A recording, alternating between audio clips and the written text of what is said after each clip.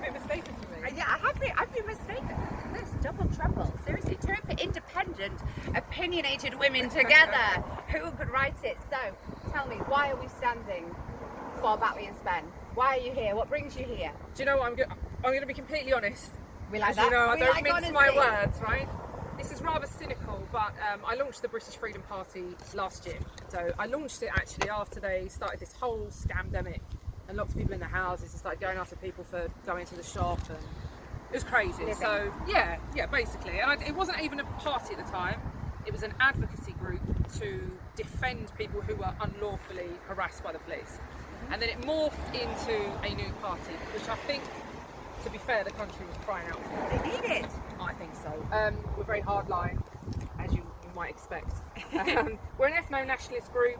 We're a Christian movement. It's not a prerequisite that everyone's a Christian. We've got members who aren't, but largely we recognise that the country is in such big trouble, and that demographics tell us where we're heading. It's not repairable. It's not reparable through demographic change. Unfortunately, what we need to do is dig in, like the other communities have done. Batley is a good example, right? Yes, let's use it. Huge Islamic community in Batley, dominant community.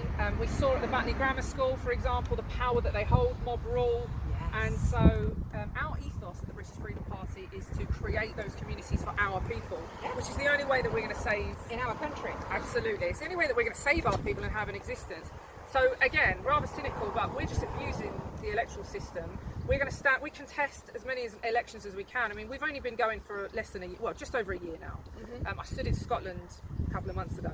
Yeah. You might have seen I chased Nicola Sturgeon down the street, which was completely unexpected, but it was one of the perks. But this by-election came up, and I thought I actually couldn't have picked a more opportune moment and a better place for us to stand, because there is a huge Islamic community here, and they do dominate and they do rule by mob, but there is also a very significant forgotten community, the indigenous people, that are still living in Batley and Spen. They're unrepresented.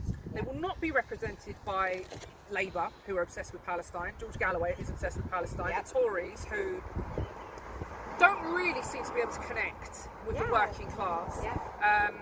So we're here. We're here spreading our message. Love it.